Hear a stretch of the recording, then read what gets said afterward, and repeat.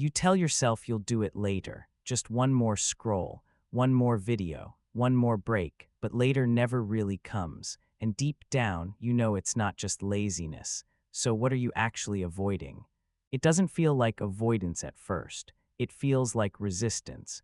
You sit down to work and suddenly your mind feels heavy. Simple tasks feel strangely overwhelming, even things you want to do, so you delay, you open something else. You distract yourself. You tell yourself you'll start when you feel ready, but that ready feeling never arrives, and over time, something starts to change. You begin to question yourself. Why am I like this? Why can't I just focus? Why does everything feel harder for me? It starts affecting how you see yourself, not just your productivity, but your identity. You stop trusting your own intentions. Because every time you plan something, you don't follow through, and slowly a quiet belief forms. Maybe I'm just lazy.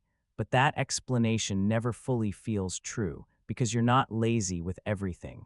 There are moments when you can focus for hours, when you feel driven, when things just flow. So why does it disappear when it matters most? That's where the real question begins. What if this isn't laziness? What if it's protection?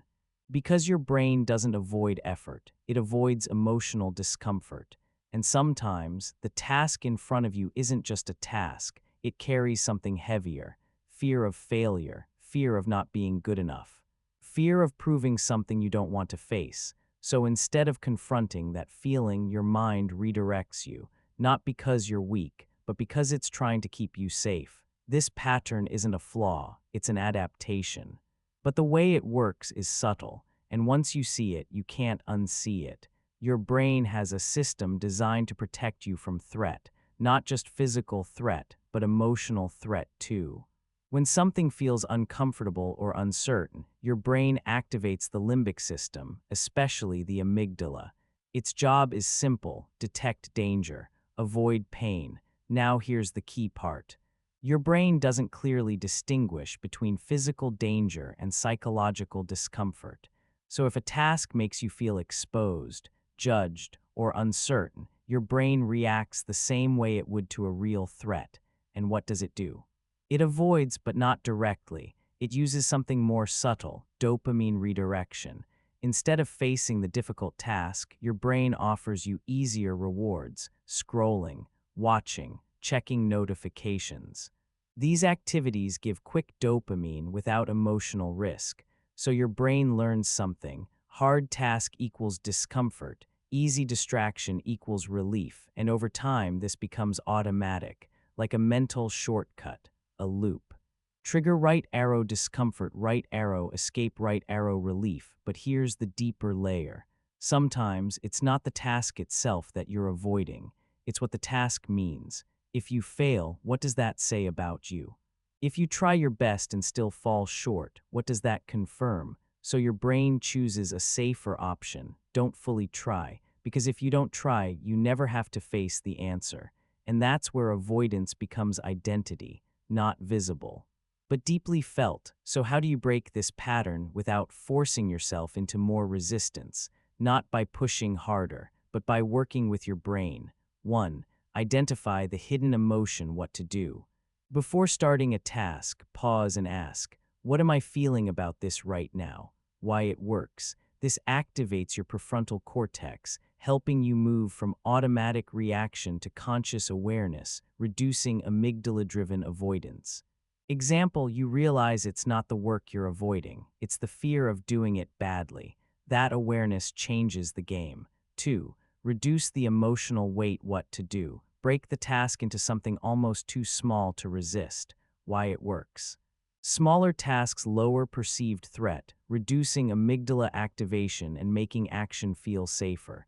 Example: instead of finish the project, you start with open the file. That's it. And strangely, that's often enough to begin. 3.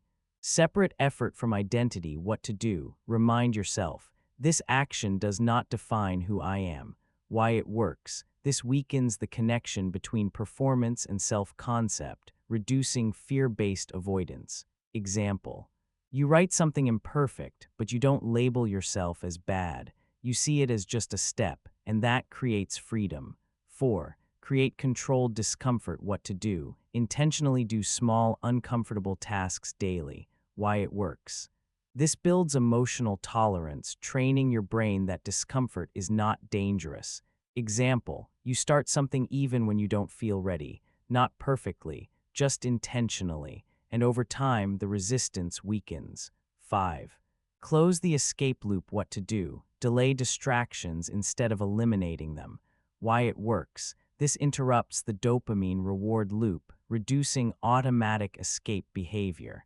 Example, you tell yourself, I can scroll, but after 10 minutes of work. That delay changes your brain's habit pattern. At its core, this isn't about laziness. It's about protection. Your brain is trying to avoid a feeling it believes you can't handle. So it redirects you, distracts you, keeps you safe but stuck. The moment you understand this, you stop fighting yourself and start understanding the system. It's not, why can't I do this? It becomes, what is this task making me feel that I'm trying to avoid? And once you see that clearly, the resistance starts to make sense. You were never lazy. You were protecting something. Maybe your self-image, maybe your confidence. Maybe a part of you that didn't want to feel exposed. And that protection made sense at some point. But you don't need to stay there, not by forcing yourself forward, but by understanding what's pulling you back. Because when you understand the fear, you don't have to escape it anymore. And slowly, you begin to move, not perfectly, but honestly, and that's where real change begins.